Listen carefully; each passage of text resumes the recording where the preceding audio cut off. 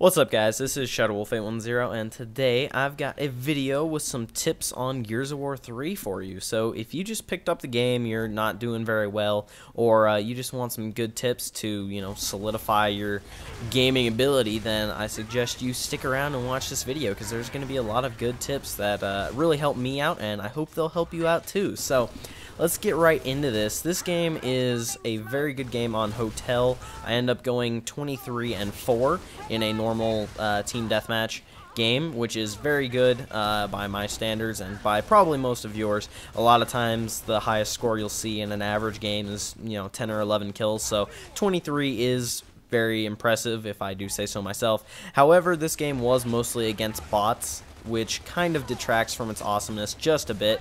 Sadly there, I tried to jump over the cover there and kick that guy in the face, but my lady decided to jump around the other side of it and get her face stomped in. So anyway, it's a pretty good game, even though there are a lot of bots in it, is the whole point of that.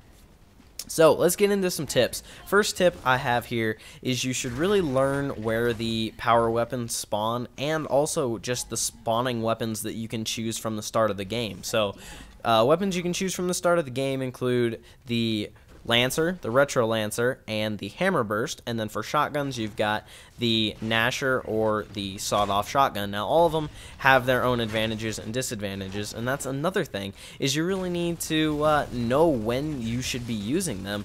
For instance, you're not going to want to run around the corner with a Hammer Burst in your hands. That's kind of like running around the corner with an FAL in Black Ops or something like that. There's a difference between Black Ops and Gears, and that difference is that you can pretty much run around with anything in Black Ops and pull off a kill, whether that's a pistol or a knife or pretty much any gun. You can manage to get a kill if you just sprint around the corner.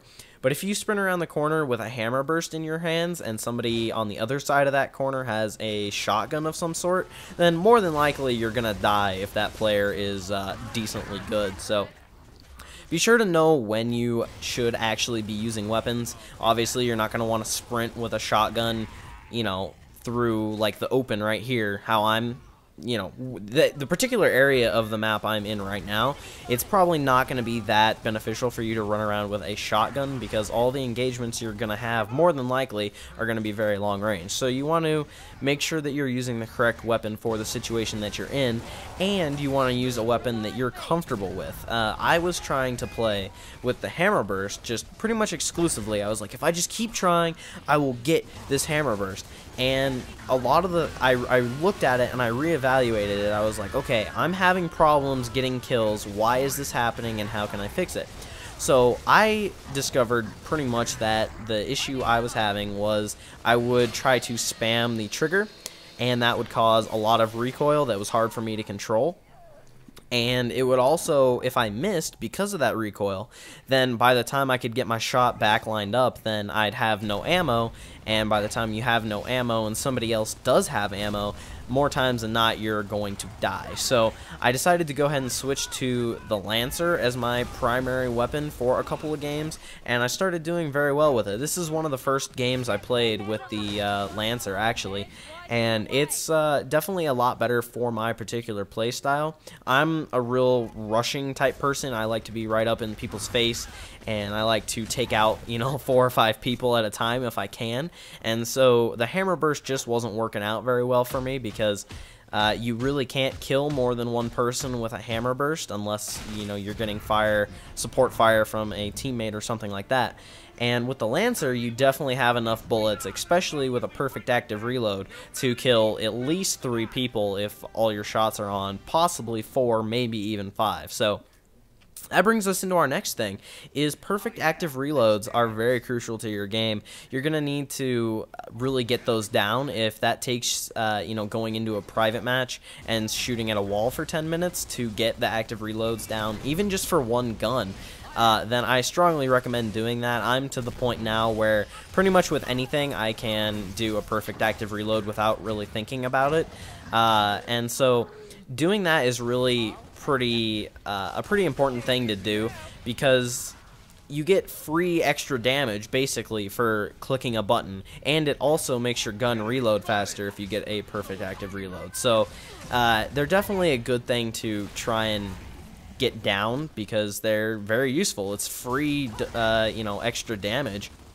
So I don't know why you wouldn't want to perfect that. That's really one of the base things that can help you improve your game, is getting perfect active reloads. So, and for any of you who don't know, if you're new to Gears or whatever, getting perfect active reloads also gives your gun more damage. So if you were to shoot somebody with a Lancer, say, without a perfect active reload, it would take a lot more bullets than it would if your gun had been active reloaded. So that's the whole point of those. If you didn't know what those were, I figured I might as well explain them to you.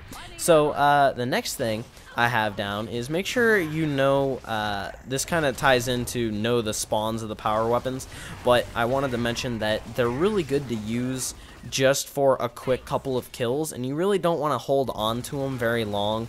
Say with a boom shot, unless you're a montage maker or something, you're really not going to want to hold on to the boom shot for that magic, you know, quad feed of one boom shot. And, you know, you're definitely going to want to use it to its fullest, because a lot of times if you're just going to keep an eye on it in your back pocket and be like, okay, I'm going to pull this out whenever I see 3 or 4 people line up, then more often than not, you're going to die before that opportunity presents itself. So that's just another thing I wanted to mention. But let's see. The next thing is cover. There's a very... I don't know, it's kind of a mental thing when you're playing a game. If you come across somebody who's behind cover, the way you react to it compared to if you come across somebody who's just standing in front of you. So if you're standing next to cover and you're just standing up shooting at somebody, it's a great idea to just tap A, and more times than not your person will kind of snap to cover, for lack of better words. And when you are opposing that, in your brain, when you are shooting at somebody who's just standing in front of you, it's a lot easier and they are less of a threat to you than somebody who is standing behind cover. I mean, you still have a sufficient amount of room to shoot somebody if they're standing behind cover, but you know, it's just a mental thing. And so if you can easily get into cover by pushing A, then it's very wise to do that, because if you're just standing out in the open, kind of like I am right now, then you shouldn't really do that. If you're just standing out in the open, then you have a lot more, the person who's looking at you is going to take you as less of a threat, and they're going to probably kill you easier because you're more of your body's exposed. Plus, being behind cover gives you the opportunity to not have a you know, stop the damage coming into your body if you can go back down behind cover and heal up for a second or two. As you can see there, I just jumped to cover because I knew I was getting hurt and I needed the GTFO, or else I was going to die. So that's a good thing to do, is always get in cover when you can. As you can see right there, sometimes the controls will mess up with the whole cover system. If you want something in particular to happen, then it may or may not happen, but that really just gets perfected by playing the game and learning, you know, what things you have to hold in what direction.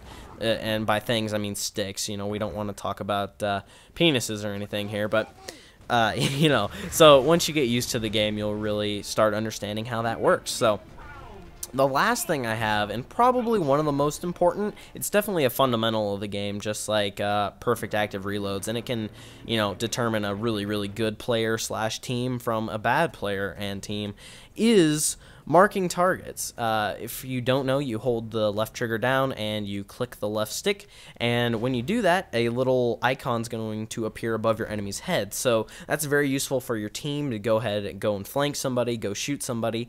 And another good little tip for you is, if there's a smoke grenade, you can aim into the smoke and just mash your left trigger, or your left stick, I mean, and find where the person is on the other side of the smoke and shoot them through the smoke. So there you go, guys. Those are my tips for Gears of War 3. Hopefully that will help you improve your game, and if you have any other tips, be sure to leave a comment down below and leave a like rating if you enjoyed. But that's all for now, guys. I'll see you later.